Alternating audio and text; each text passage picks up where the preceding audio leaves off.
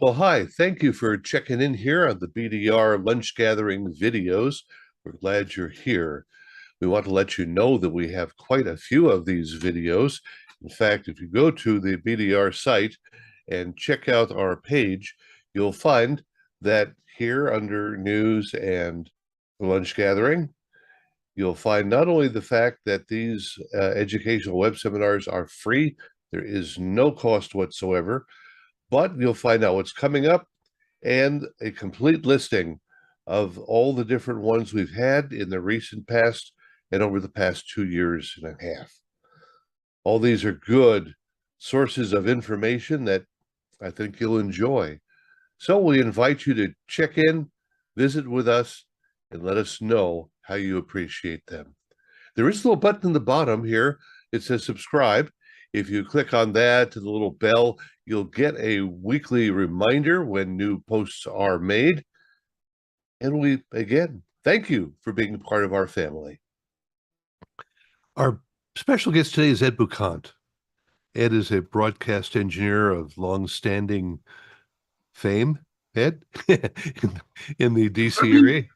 He's now down in the Gallatin, Nashville area, but Ed has done engineering and everything, including building stations and providing all sorts of equipment, IT services, whatever part of the business you can think of, Ed has a little bit of expertise in.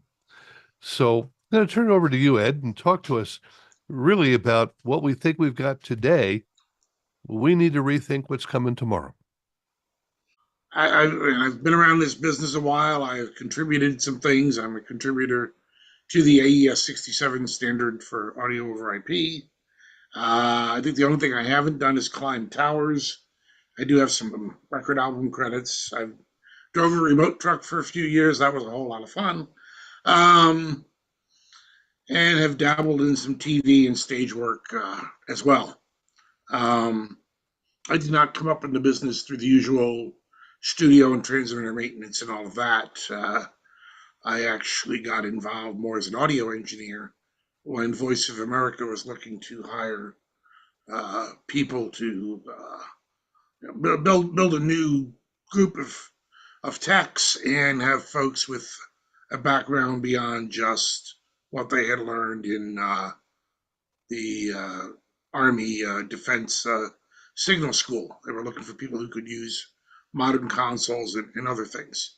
That lasted about 3 years, and then I took my first job with an integrator, and I have mostly worked with integration companies since then, been chief a few times, and for the last roughly 10 some years, almost 15, I guess, I have been running my own little integration and consulting company. What I wanted to focus on today, I keep hearing, participate in Facebook and other groups, Barry's group.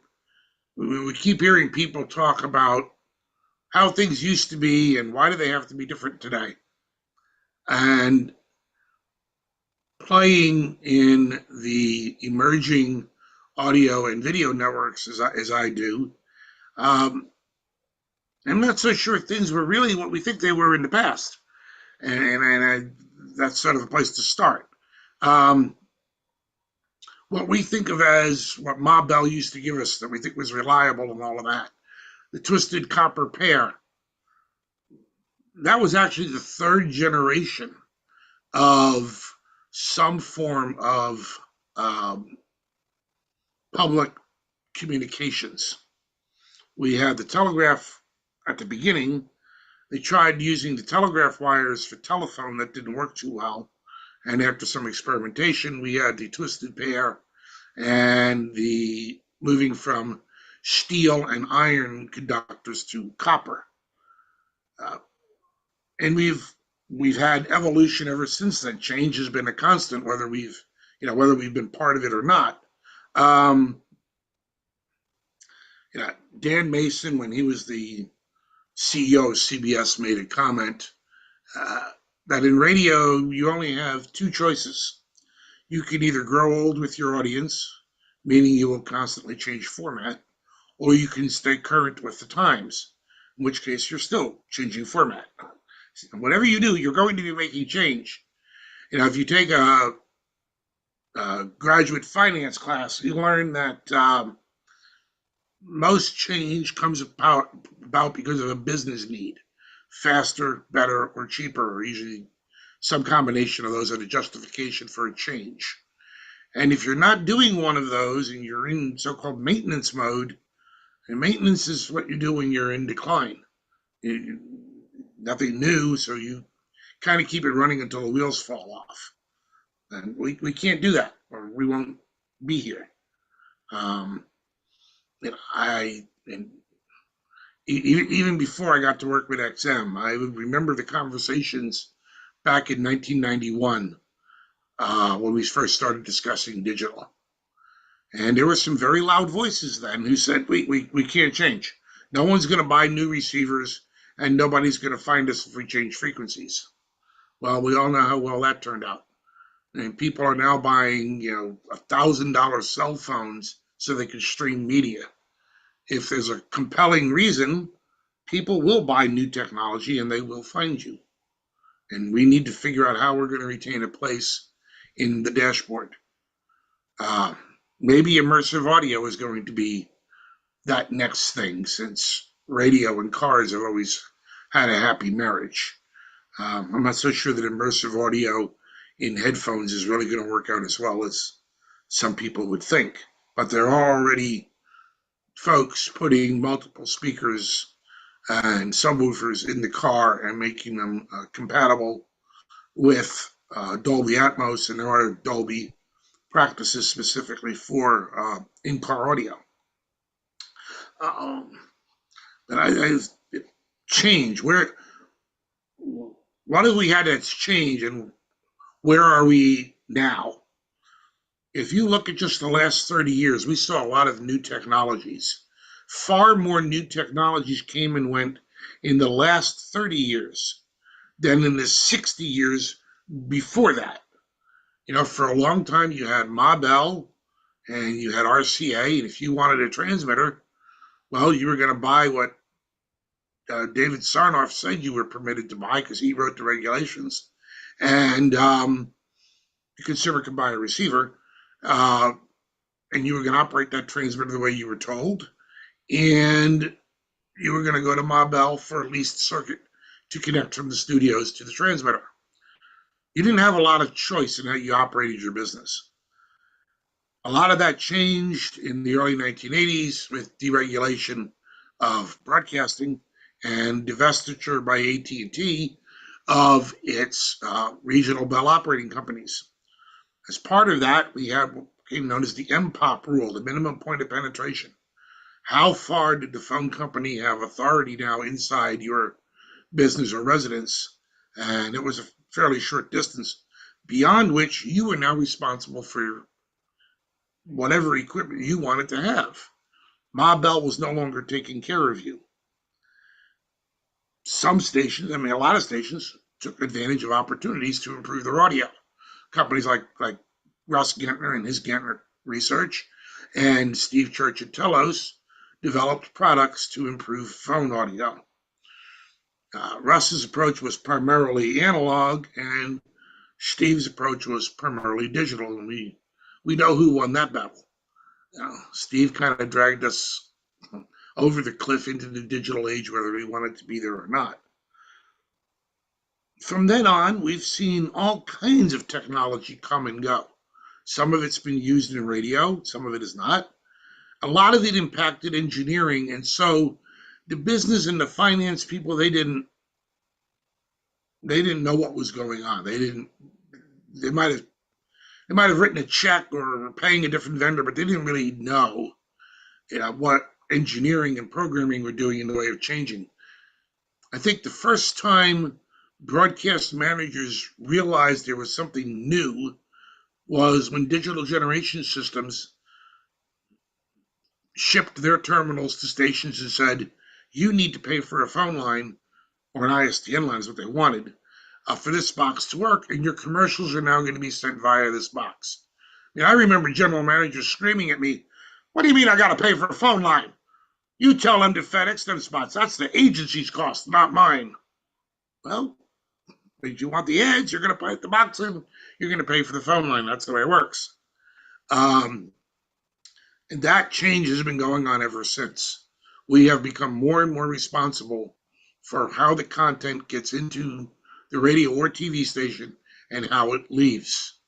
No one vendor today has a complete turnkey solution and can provide everything you need, no matter how much they tell you it can.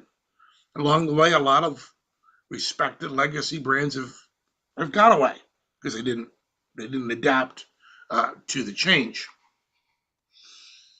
We all now have some kind of computer, in the studio. What is it doing in the studio? Is it just looking at the internet? Is it playing back, recording and playing back some content? For a long time, all of those were islands. Yeah. When we get to the early 1980s and we're looking at the technology that went on before the invention of the transistor, which then allowed for the op amps that originally were in cans, and then eventually the op amp in a can gave to the way to the op amp on a chip. All of these steps were based on something faster, better, cheaper. How could we do more for more people, maybe at a less cost? Yes, in some cases the cost stayed the same, but maybe we got more features. Everything was moving in a digital direction. Transistors were replacing everything, and yet even in the 80s, I was still replacing tubes in some broadcast audio consoles because somebody was never going to have that their transistor in the radio station. Doesn't sound good. I'm going to keep my tubes. And there's still people with that attitude today. The change is going to occur whether we like it or not. And if we're going to stay viable in the dashboard, especially, we have to be able to build facilities that are going to accommodate that change. Well into the 80s, your typical radio studio was one microphone and a whole bunch of other stuff. CD, cart machines, maybe CD players, turntables, open reels, whatever. Lots of sources into one console to one transmitter. Today, when you open up the microphone, we don't have very much in the studios anymore. But you open the mic and you're feeding 8 different places. You might be feeding your main signal. You might be feeding a translator. You're feeding the stream. And each of those has some kind of metadata. Maybe more than one metadata. Maybe you're using Q so you can replace the third line in your RDS with advertising content. And the listener, the public, the viewer, they also have those choices to buy and use new technology. We need to be able to get into that. So this, if I get the mouse to move. So back to where AT&T, since we now, and we have had for a while, control of our future, what are we doing that in terms of being able to connect the studio outside, bring content in, send content out? We lived through the age of ISDN. We all had to buy new equipment, and many of us, we made money with it. We did remotes. We went to Disney World and got a vacation for a week, and on ownership's dime or whatever. We have had change forever, but how we change is now changing. For many years, we simply, whatever the fad was of the month or the year, we bought new equipment, we put it in, we removed the equipment. We're not buying equipment like that so much anymore. Now we're putting in networked systems. We're changing applications on some server or on some PC. And when we run out of bandwidth, we're putting in a bigger switch or a bigger ISP. But you look at all the things that we had to work with, up through the 70s, almost all of those are gone, replaced by something else. Regulatory changes are part of that.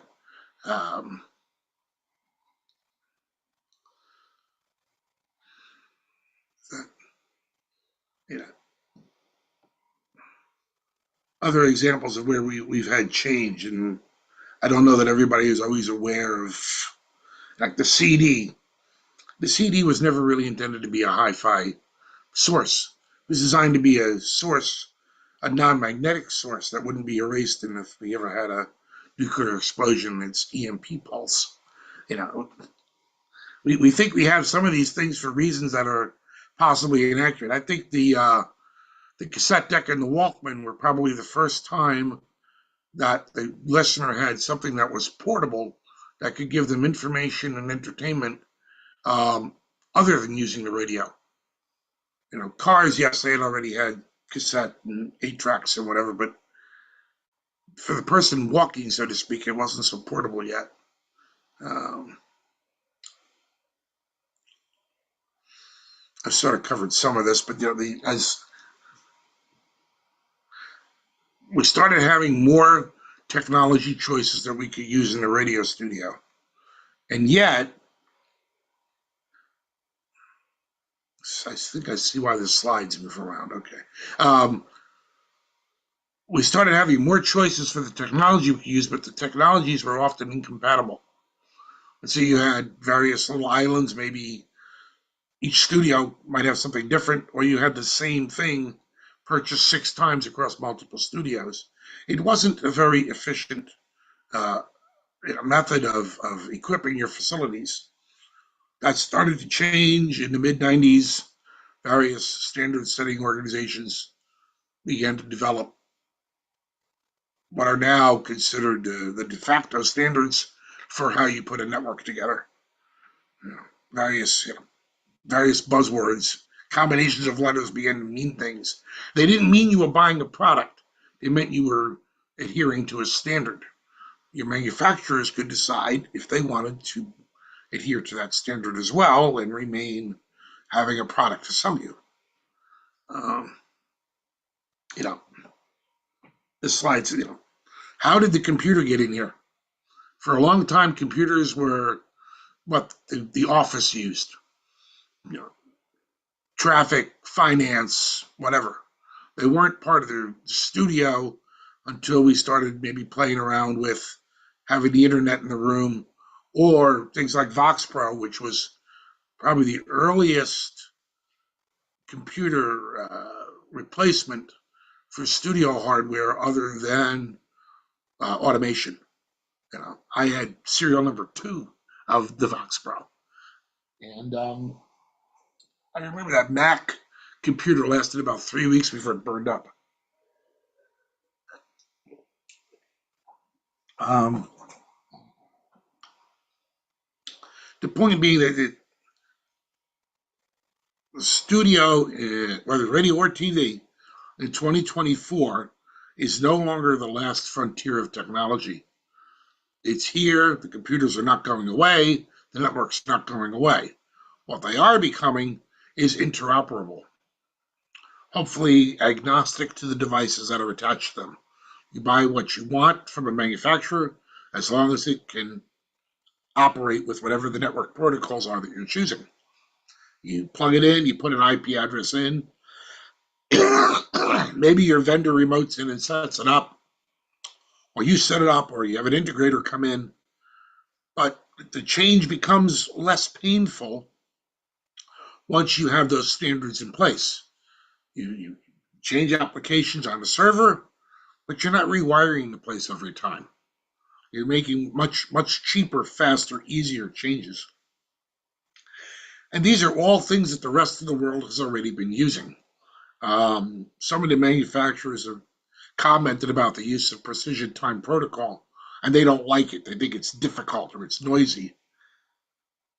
It's what Wall Street, the airlines, the power companies, everybody, except for one audio flavor, oh, one audio flavor and one video flavor for the most part, is using PTP or Precision Time Protocol version 2 to ensure that everything on the network that you hear, see, and control is going to remain in sync.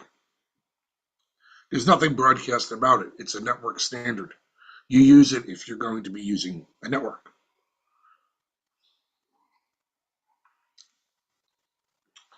I look all the other little technologies that have gone away. I think Moore's law, which I think almost you don't have to be an engineer to know about that, talks about how the number of transistors on ICs have doubled.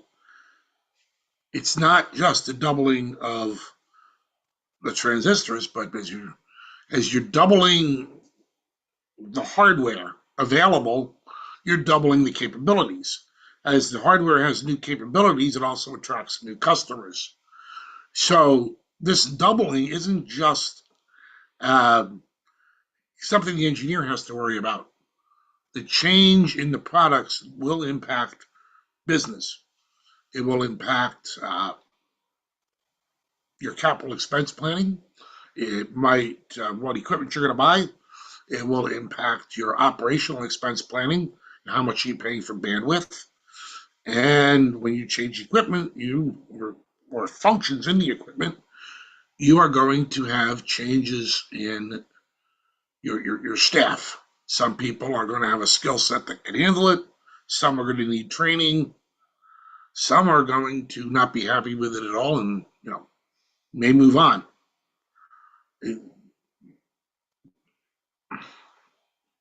One of the benefits of all of this is for the most part now, we can do everything in a radio studio on IP using audio over IP in some form. We don't have to use sound cards anymore and everything that goes along with the sound cards. I know some folks feel that they're more reliable. They're only as reliable as the switcher they're connected to. And I'm not a fan of some of the switchers out there that every time you want to make a change, well, you've got to pay for some sort of upgrade, another version of a driver. And that gets in the way of maybe upgrading your digital audio system, your wide orbit or your Enco. Well, we can't do this upgrade because we got to upgrade the switcher. That's not any better than having a network where you have to upgrade.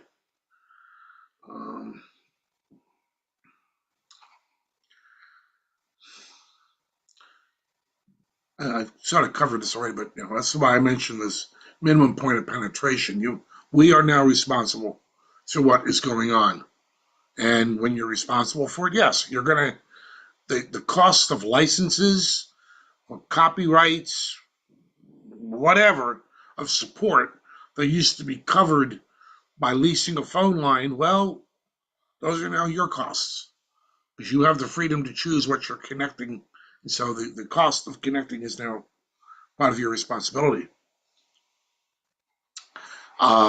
This next one is one I think that gets overlooked a lot. IRS and tax impacts that can be part of your capital planning. For a long time, we could not replace equipment because it had additional depreciated value attached to it for the goodwill of a license. And the IRS changed that rule about 35 years ago, but I know there are people still unaware. Your goodwill is a separate asset, and you can reasonably depreciate equipment. But are you still depreciating your equipment as studio equipment? If it's got a computer in it, or if it is a computer, it should be depreciated as a computer asset. I saved one employer $60,000 in taxes in 1 year by taking an automation project that would have been booked as a studio project, and I booked it as computers. Because what were we buying? Dozens of servers and stuff to connect them. And the IRS didn't have any problem with that. The same thing goes in some states. You have these tax breaks for equipment used in media production. Almost everything from the microphone to the antenna maybe have a tax deduction except for the tower lights, because those are not seen as part of the production.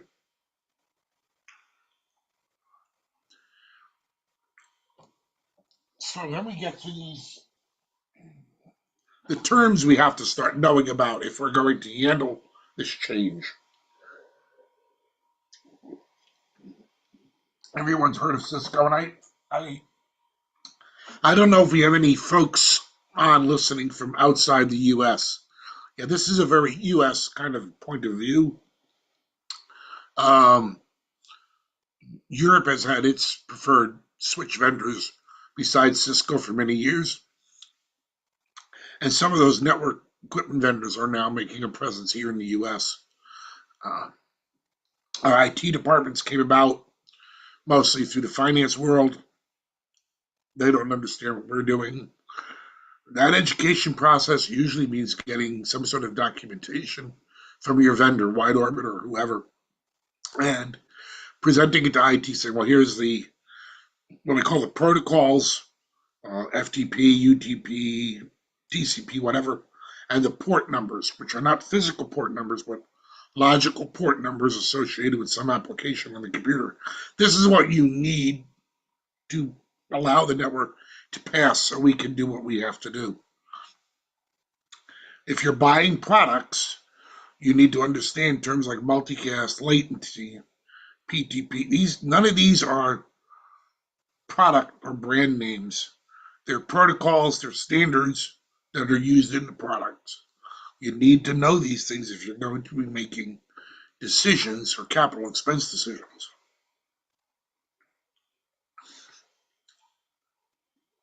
I've said this before. No one vendor has a turnkey solution. Maybe if they're an integrator, but then they're bringing in products from different vendors. Anybody who tells you they have your one-stop shop, they don't. That you don't have a whatever a Pacific Recorders to go to, and they're going to sell you the console and a bunch of little boxes and all the cables and everything you need. And even our cabling standard has changed. The XLR is quickly going away and being replaced by the RJ45. Vendors have a reason for that. You can put 16 RJ45 connectors on the back of a piece of equipment for the price of one XLR.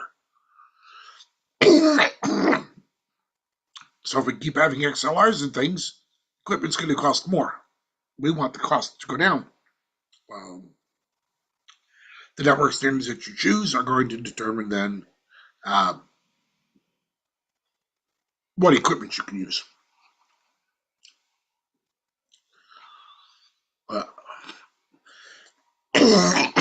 This is always a hot topic. I think the TV guys are a little more familiar with this than the radio folks, but wiring does make a difference. And how you treat the cable or the fiber will make a difference in how well it handles or does not handle your signal. The days of pretty wiring and bending it at 90 degrees, you can't. And doing it all with wire ties, you can't. When you clinch that wire tie nice and tight, it actually spreads the pair slightly in the cable and ruins the performance of the cable. Or in some cases, it crushes the fiber. I've had that happen. These are things you can read about. The standard for wiring between devices has been TIA 568B since about 1996. There are reasons for following that color code, but I won't go into all that here. But wiring does matter. It's not as simple as people think. Yeah, the network is not in the back room. It's not in a closet. We are now building audio and video data centers, and there are recognized practices for building such facilities. We have had standards now since about 2013 for how to build the networks that are used for audio and for video. And they are being built by major users and even smaller users, and they are reliable if we follow the best practices. This isn't hocus pocus. This isn't, well, I want to do it my way anymore. There are standards. There are best practices. A lot of this is freely available on the internet. Some of your vendors will share it with you as well. But we are at a time now where we need to start understanding how we use these modern tools and the network and best practices on the network to bring content into the facility, generate it, edit it, store it, and send it back out so that we can interoperate with whatever is delivering the content to the end user. there's recently Radio World, I think it was, had an article about RDS and the various tools you can use to have your data out of your automation system talk to all the different RDS applications. We need to know this stuff. You know, the chief engineer, the operations manager, anybody involved in that content path needs to be aware of what's happening in the consumer's choices so that we deliver content to those choices. That's why, you know, playing your radio studios to use visual radio. You can charge more. You can get an advertiser, whatever. Now, the video portion of this program was brought to you by properly built networks, and the things that are attached to them uh, are here. They're part of our future, and we need to know those. We can't ignore it and say, well, that computer's never going to be in my studio anymore because it's probably in there and it's not coming out. And that's most of what I was trying to bring to sight today, because I know there's a lot of people who are still afraid of it. They don't think it will ever work. These things work.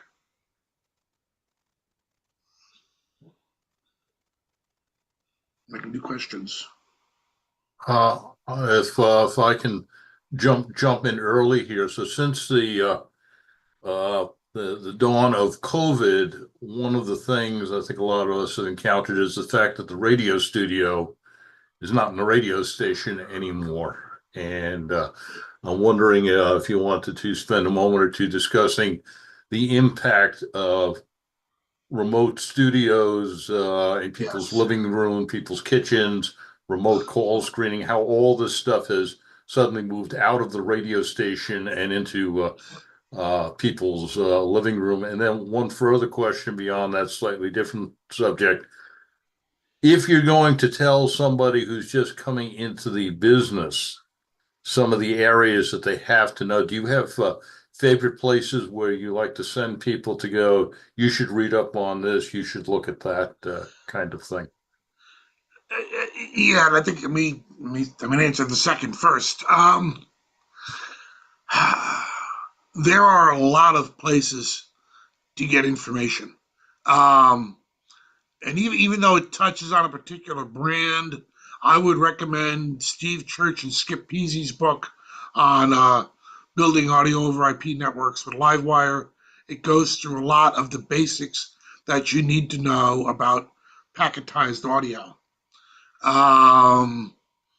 If you're in the video world, it's $900 and it's 9 weeks, but take the ST2110 sequence of classes to learn about video over IP in their version.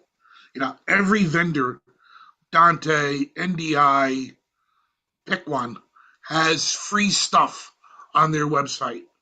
There are user groups on Facebook for almost every technology and every technology problem. And unfortunately, the written books, yeah, they're useful, but they're also almost out of date by the time you get your hands on them. I would recommend books that are available online and look for updates. Focal Press is a publisher that has a lot of useful books. I'm trying to remember the name of the Focal is definitely one to look up. But yeah, just take one of the buzzwords, whatever it is. Take RTP, put it in the browser, and see what comes up. With RTP is the real-time protocol. You know, that's how your audio and video content is sent. It is not sent by TCP, which is the transmission control protocol. Even Cisco, yes, you can pay for Cisco classes. Some of those are offered at a discount now through unions and through SMPTE, among others. But you can go online and download quite a bit of information for free on Cisco. Yeah, I don't know that I have any one. There is an organization out there called AV Educate. A lot of their stuff is paid for. In the audio world, there is Hey Audio Student, which is a group on Facebook that is managed by the former president of the Audio Engineering Society. Um, so we've got the various alphabet soups. I could maybe put together a page or something to maybe send to Barry and have it attached or available. Things like ANWA, which is the media working group, the advanced media working group. If you put in Ravenna, RAVENNA, you will come up with a site based in Europe that has a tremendous amount of information about audio over IP, and it's not even vendor specific. I laugh because it's one of the videos on there is the former training manager at Yamaha with a video on the Ravenna site talking about AES 67 that was really a partnership of people from Europe and the US. There's a lot of friendliness between the vendors now that did not used to exist. But on the work from home, I guess that our studios are getting smaller. We have less equipment in the studios. We have more in the tech room. 10 racks for one radio station does happen because so much of what we're doing is on the network. And being on the network, that can be outside. Uh, Work from home, when the pandemic started, a lot of people thought, oh, I got to do this for 2 weeks or 2 months, whatever. And so things were done kind of cheap, quick, and dirty. And then we got to 3 months, and people thought, we got to be a little more professional. So they started buying the next level of gear. And I'm one of the people, we started making home improvements based on having a better defined space that the dog wasn't going to walk through, the kids weren't going to run through, or whatever, so that we could be professional. And maybe we had to upgrade your Comcast from 50 meg to 100 meg so you could do your streaming while your kid was still playing video games. So as this has moved to the home and say out of the studio, a lot of the studio functions we've also had to try to replicate from home. Taking phone calls, screening phone calls, operating the automation system. All of this takes better networks, more network bandwidth. Uh, in the office world, there's a lot of talk about accountability. How do we know that you're really in front of the computer? Or not doing something else and just hitting the space bar once every 15 minutes to pretend you're on the computer. When you start doing that, noise control in your home studio or your home office is a problem or consideration. Cooling, lighting, signaling. How do you know that the studio phone is ringing at your house? Does your automation automatically turn on your mic? How do you have a light for that? How do you know if there is a problem at the studio or not? We have people who are operating entire radio stations from home. They may not even be opening the mic, but they're operating it, and they can open the front door for the delivery guy when there's nobody in there. There's a lot of consolidation, even for the companies that want to have studios. So we need smaller consoles, maybe to fit in the home, but they have to do a lot. So the rise of the virtual console, spread over one or two screens at home. I have one client that has 3 shows. They're morning, midday. I think it's all 3 now. I believe it is. Originating from home, and they're each dialing into, well, we call it dialing in, but really they're putting an IP address in, back to a single box at the studio.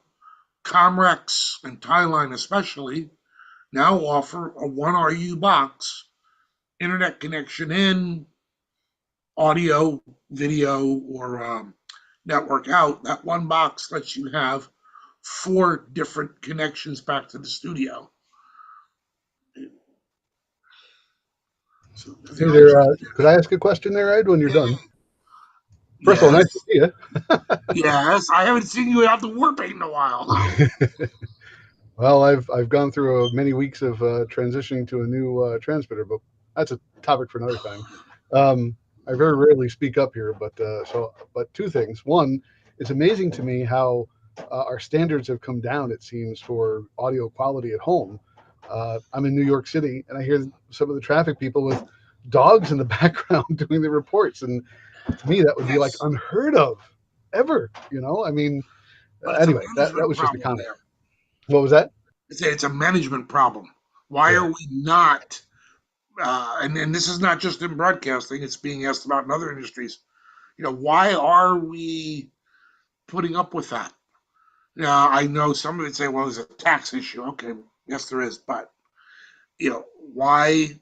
If we're not spending money on the studios downtown, why can't we spend that money to fix up the person's home studio? And we used to do that. I mean, I built a studio at Russ Parr's home years ago so he could do production when he wasn't at the studio. There's no reason to not improve for the employer, so to speak, to not improve that facility other than somebody isn't making the business case that, hey, you need to do this. They may not realize they're turning away listeners. Yeah, it's very strange. But so my question to you is about managed switches. As you're talking about that, um, I've been to a few sites, and using managed switches, like at a transmitter site, for example, is just doesn't seem to be a great thing because it's a lot simpler just to throw that switch or a few switches up. But as we progress along down this path and having to need managed switches, how do you choose? Cisco comes with its own barrel of monkeys that I've been wrestling with in one way, not using it for audio at the moment, but using it for a different purpose. And the licensing and the support is just, it's a huge headache. So Yes. how do you deal, like, how do you choose? And not only that, you have to learn about the whole management layer of it all. It's crazy. Well, and this is one that I find really bizarre. This is a difference between radio and TV, I think. We in radio are used to having to handle everything. We think we need to program this for everything. The TV guys, their attitude is that's a specific piece of equipment that's going to do something specific. We're going to buy the right one, we're going to install it, but we're going to get Cisco in here for 2 days to configure it because we're not screwing with that thing. And when we go to configure it, we're going to ask Everts and Ross and everybody else that's plugging into it, what do you need to tell the Cisco guy? That's something that radio needs to learn is project management. You can't have one person in the station just handling these projects. We have to learn what to outsource to whom. That's been uphill. I've been trying to learn all the switch stuff, and everybody looks at me like what are you radio people are nuts? We don't do that. And when you start talking to someone like, say, Lavo, that has worked in the TV space for a long time and is now doing more radio, they're like, why do you need to learn to program the switch? You're going to call Cisco, aren't you? So it's not a complete answer, but you do need to rely more upon those specialists. Unfortunately, your IT department, even in the bigger networks, they don't know this stuff, because what we want to do, multicast full time, is exactly the opposite of what they want us to do. What do you mean you need all the bandwidth all the time? How's that file going to get transferred? Well, you put that on a network. Yeah, Ed, I was going to make a similar comment. Even if you have an IT department, and traditionally the IT department's role was to get the day's sales data to the CFO by the end of business. Most of them do not have the background in multimedia. Very rare that you will encounter somebody in the department who has dealt with multimedia before. So yes, it is, even within IT, it's its own narrow little specialty. In the case that we did with Sirius XM down in Washington, when we transitioned, our switches were Arista switches. Why were they Arista switches? Because that's what Lavo used, and Lavo had already proofed out their concepts of Ravenna using Arista switches. So we spent a lot of our time putting our IT people together with the Arista expert who knew how to configure the switch to deal with PTP and things of that nature, and boundary clocks and all kinds of concepts that the IT people just don't deal with. And yeah, even within IT, it is its own narrow little specialty. Yeah. And do you see now that there's going to be a de-emphasis in studios at central locations, and more will be done out of private homes? I think the production aspects will be done more out of private homes, or maybe even what I do see some growth in are small regional centers that, whether it's a group of broadcasters working together, or a broadcaster says, well, we got enough activity over in that area that we cover. We're going to stick a person or two over there and put some computers. The only thing centralized might be the data center. And So what you're saying is that the engineer for a particular station is now going to have to deal with 2, 3, 5, maybe more locations to maintain equipment? but how much how much equipment is he maintaining?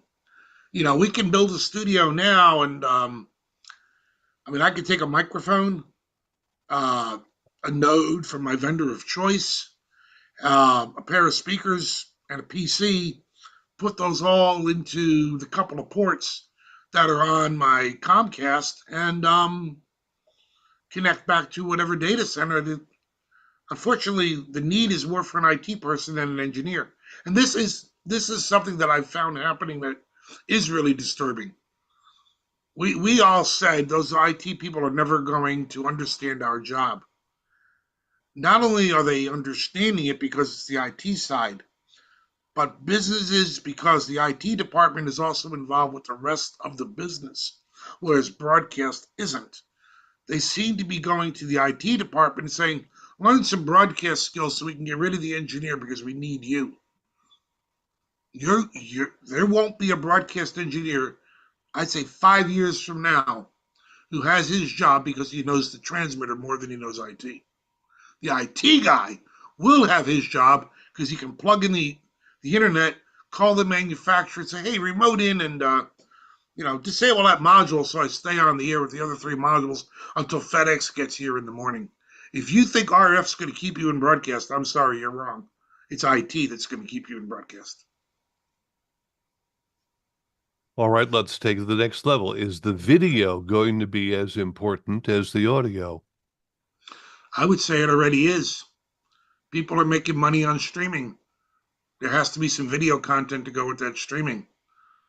Well, There now are. we have several folks, some of whose names I see here today, that operate smaller radio stations, and the issue here becomes streaming fees and royalties are just not negotiable for small stations. That's Yeah, where organizations like the IBA come in, Barry. I don't know if you're familiar with that, but they are a group that join together to get better pricing for the smaller stations. And I think you're going to see more of that. I mean, another one of the groups is like Idea Bank, but I think the yeah. IBA takes it farther because they go into the engineering side and the uh, revenue side, and I think you're going to see more of that. And that's how the smaller groups are going to survive, is by building the group that's bigger, that gives you that power. So where would you tell a station to look on the web? It is, let me look up the link and I'll put it in the chat. Very good. Yeah. I'll say something that's unpopular, but it's something we have to discuss. You're saying that the streaming fees are very high, but are they higher than the cost to run a 50 kilowatt AM transmitter daytime only at the top of the band? If you can buy a lot of streaming bandwidth and pay a lot of licensing fees for that $7,000 or $12,000 a month transmitter bill. That probably brings us to a discussion of the parallel off the air and streaming listenership.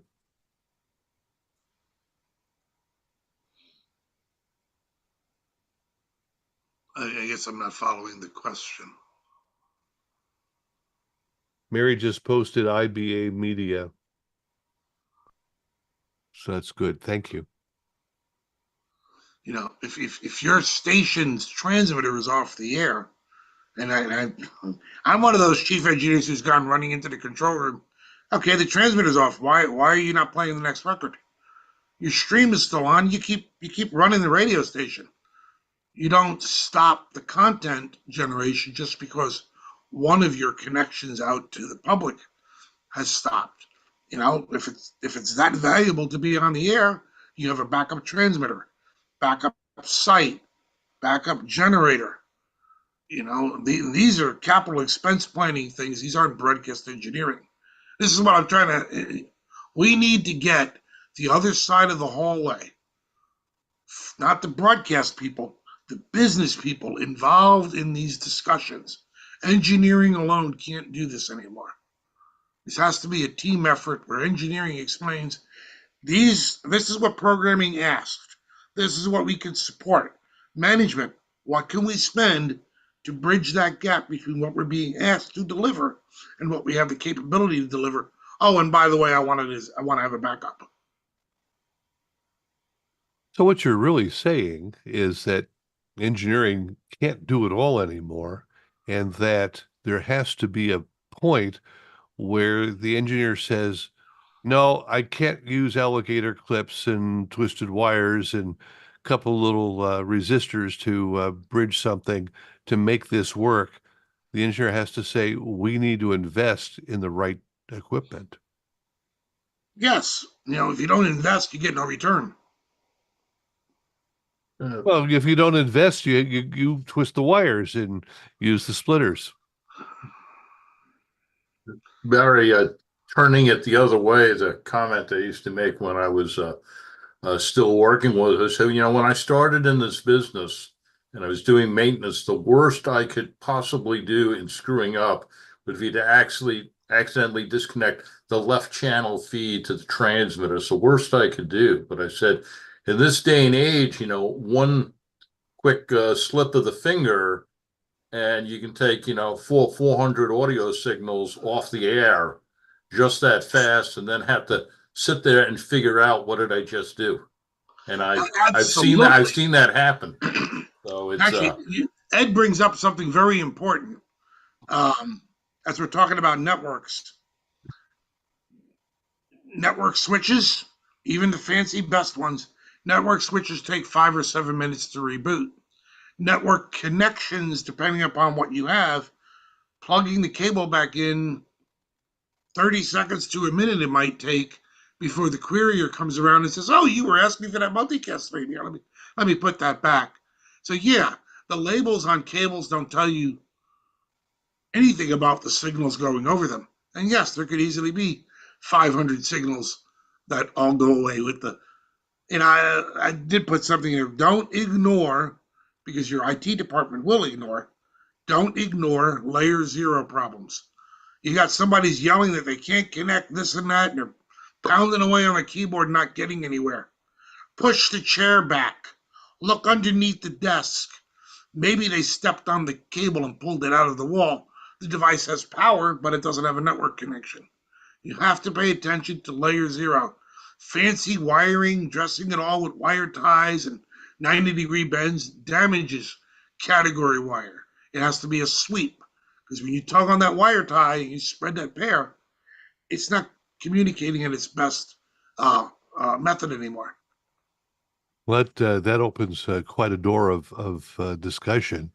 We've hit an hour here, and before we go on, I just want to request each and every one of you listening right now, if you know somebody that is not aware of our broadcasts or the BDR, we'd like to get some more subscribers to the BDR, more people that watch the video and call Mary and buy equipment, things like that. So I'm just asking if you know someone, a friend, a colleague that is not getting the one time a week newsletter. We don't flood anybody's email boxes one time a week. And here we are one time a week with the video. So please pass the word along. And when we think about where this is all going, and you, I think, are essentially saying that we're going to come to a point where it's only going to be streaming and the transmitters are going to be taken off the air. I don't know if that's going to happen in my lifetime, but step back from the romance of radio or TV or broadcast and look at what's going on around you that is going to make it harder and harder to have that tower with a 20 kilowatt or whatever transmitter at the base of the tower and 12 bays up on the tower. The cost, having nothing to do with broadcasting, just the business cost. It's a business decision. This is not a hobby, it's a business.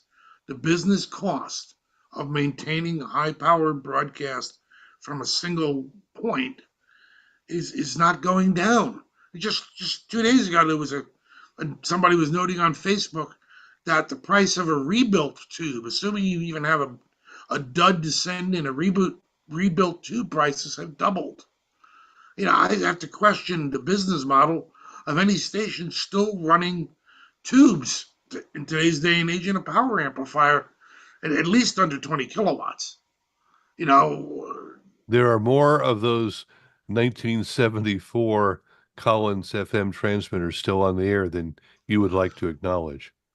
No, I know. I mean, there was a job a few hours away from me where I knew they had a studio build coming up, going to all audio over IP, and they had two of that brand of transmitter. They were looking for a chief engineer that could keep those transmitters on the air. They weren't asking any questions about the ability to build the studios because I saw that as, well, corporate's going to come in and do that. I'm thinking, well, wait a minute, you're going to be out at that transmitter site an awful lot maintaining those. Your transmitter today shouldn't take more than 1 day a week. And the time you save when you're not running around with the squirt can oiling things, if you're not spending 1 day a week managing your broadcast network, you're missing something critical in the way of backups, updates, or whatever. Solid state transmitters give you, a lot more freedom, a lot more redundancy. You're not relying on one tube or one IPA or one driver or whatever, that if it fails, well, we have a crisis. A lot of these transmitters, and regardless of the brand, they'll fail back to 50% of power and stay on the air, letting you finish whatever you were doing at the studio or the drive from home or keeping it on the air in bad weather so you're not off the air. It is a paradigm shift. The action is at the studio, it's not at the transmitter site. You've got a stream to deliver, maybe multiple streams. Your advertisers, in some cases, are looking at those streams. They want to see, did their ad run? How many clicks did you have?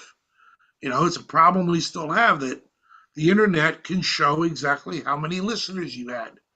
Broadcast still can't. The technology is there to do it. We're not using it. Well, in many cases, there's not even off the air signal brought back to the talent. But why does that signal need to be brought back to the talent? To make sure he's still on the air. A lot of dead air out there. Nope. We have logic and signaling for that. The on-air jock does not need to listen over the air. ABC radio network, CBS, NBC, NPR, all of them. They listen to the signal leaving the building. They're not listening over the air. I can put a silent sensor out at the transmitter, connected to the remote control to light a light in the studio to tell me I'm off the air. I don't need to be listening over the air. And in most cases, you can't anyway because you've got a delay line in there. So you're not listening over the air anyway. I usually connect the EAS to a relay. So when there's an EAS, we dump the delay and maybe you listen in something close to the real But this is what I'm saying. There's a paradigm shift. What we used to do may feel good, but it's probably getting in the way of what we need to do. One other element to what you say about the paradigm shift, obviously from the traditional broadcast is as you move to streaming, we're moving away from the older era where everything from the content creation to its distribution through our transmitter was owned and controlled and maintained and serviced by us. Once you move into streaming and that, there is, of course, the joke. We all know what the cloud is. It's somebody else's computer. Yep, but yep. but the networks, the distribution, everything past the back wall of wherever you're creating this content, assuming you're not creating the content in the cloud, which of course you can do today, is controlled, handled, maintained, and distributed by other people, and it's a little out of your control. And the whole paradigm of what broadcast is, from those of us who have been in it a long time, it just changes because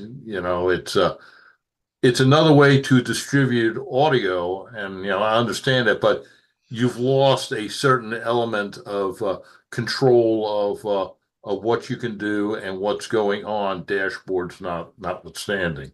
So it's just another aspect of the transition to, if we wind up transitioning all content distribution to the cloud. But I just think, if the people who talk about the increasing cost of electricity and the potential future unreliability of the electric grid are correct, it's going to be harder to keep that transmitter on the air and maybe easier to distribute content through multiple data centers. There are forces that have nothing to do with us directly that are going to impact the business choices that have to be made. One thing you haven't mentioned is the price of property. Those tower sites sometimes are, the property that they sit on is worth more than 5 years of income from the radio station. Well, it's not just that, but the taxes on that property may not justify keeping that 5, 10, 25 kilowatt transmitter on the air. I mean, look at what used to be WMAL in DC. I mean, the taxes were essentially more than the revenue. It needed to be sold. It was 75 acres in Montgomery County. Down in Florida, yes. In the Everglades, you can still maybe justify 90 acres at 5:40 a.m. and the taxes aren't very high. But that's more the exception than the rule. But that same applies to vertical real estate. Everybody's putting stuff on towers. Are you in DC? The last I checked, 3 bays? Some of those towers don't have a combiner, but essentially, a single FM antenna on a tower in DC is something like $8,000 to $16,000. And that's a month, not a year. The costs are real.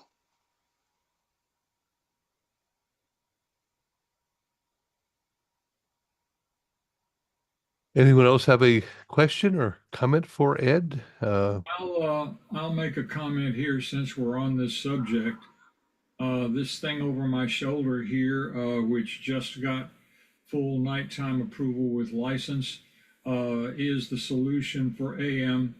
And I'm pretty proud that it only took us 14 years to get the thing to where it works, and the orders are coming in. But we can now take an AM site that is pretty huge, and we can reduce it to about a 50-foot square piece of land for a non-directional with one of these things over my shoulder. It solves that problem dramatically. No guy wires, no buried ground system, and you still get to keep your signal on the air.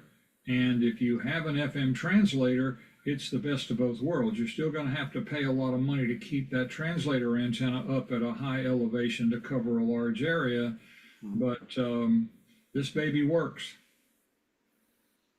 Oh, and with respect to the problem of a lot of stations don't have air monitor returns from the transmitter sites. Can I share my screen here for a second? Of course. Hang on a minute. This is how I solved this a number of years ago. I designed this screen. This is we have 9 transmitter sites for my network at the University of Massachusetts, Boston. If you click on the call letter box, it brings up the remote control screen. You have to log into it. If you click on one of these dots, it goes directly to a little Inovonics site streamer, and you log in with a password, and you can listen to the audio when you need to. If everything on this screen in these 2 columns is green, all your transmitters are on the air. So this thing just sits on a screen in the studio, and it can be called up anywhere in the free world on the internet just by going to that address. Anybody can look at it right now. So if you want to, you can copy that down and go look at my transmitter sites 24 hours a day. You just can't control anything. What does the 100 under silent sensor mean? That's either a 0 for no audio or 100 if there is audio. It was easier to just put digits in there because this whole matrix here, these cells are built to take digits, and the digits are just put in there. So if one of these sites loses audio, that goes to 0 and turns red. And at that point, you can either go into the remote control, or you can go to the Inovonics site streamer just by clicking on the button and put in the password. I mean, I agree with Grady's approach, but I think Barry was talking about actually listening in real time in the headphones. A lot of times what I'll do is give the headphones a processed local feed of what's going into the STL to keep the latency down, and I'll put the station into the speakers along with the silent sense. But I do have stations using one of the Inovonics products where you have a tuner, and it also has an input. And so they can dial in and listen to the STL coming in, or the station over the air to know if they've, if they have any, and it sends an alarm out and all that happy stuff. I mean, No, Grady was actually closer on to where I was talking, because stations running HD, of course. Rich Wood is not with us today, so there will be no comment from him. But stations running HD, yeah, you've got the delay. There's nothing you can do about it. Stations that are running HD plus a delay, like an Eventide, for profanity catching on a college station or something, you can't monitor live off the air, but you need some way of knowing that it's still on the air and right. not dead carrier. And Grady has that with his little green 100 there. No, I agree. I mean, that's what I'm saying, that the tools to monitor whether you're on the air absolutely don't require bringing audio back to the studio. They just don't. You could put some monitoring device out at the transmitter site, and the HD delay doesn't matter, especially if you've got a profanity delay in there. If you're going to check your web stream, that has even more delay than the HD. It's a comfort level for the program director or the jock wanting to play boss in their headphones. I'm sorry. You do not need to listen in real time over the air at all. You need to listen to what's leaving the studio. I agree with Ed on that. I have quite a few customers where we have an on-air audio processor in a rack at the studio, and that is what feeds the speakers and the headphones in the on-air studio, because the announcers need to have that compressed, extra bright sound to boost their ego, whatever, so that they can become the star on the air that they really aren't, just by virtue of they hear that sound in their Cleveite brushed crystal headsets like we all wore 40 years ago. Oh my gosh. But yeah, that's the way to do it, Ed. I'll tell you, even those people who think they know what they're listening to, When I was working in the recording studio end of things and playing TA in college for the recording program, we used to do a little test. We took a 1-inch 8-track Atari, and we brought in a local group and picked a current hot tune of whatever it was, and we'd record it and do a quick mix, and we would do this in stereo. So the first two stereo pairs had DBX processing, and the next two stereo pairs did not. And then we would play that back through a selector. The number of people who were supposed to be golden ears, the musicians who would pick the DBX compressed high-end elevated sound as the correct one, was never less than 70%. And these are the people who are supposed to know what they're looking at or listening to. A lot of your air staff can't hear the high end. If you're cranking that high end up for them, you're driving away the female listeners. Go outside and listen in the car a mile away from the site. That's what people are hearing. Your listener isn't in the headphones. They're not in the studio.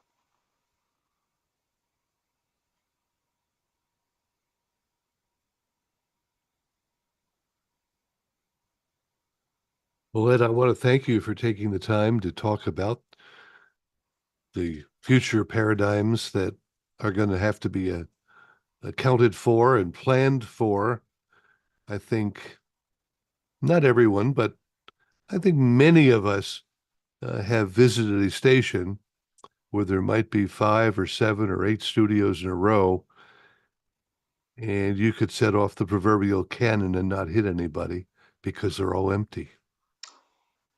Broadcasting is not what it was 10 years ago, 15 years ago.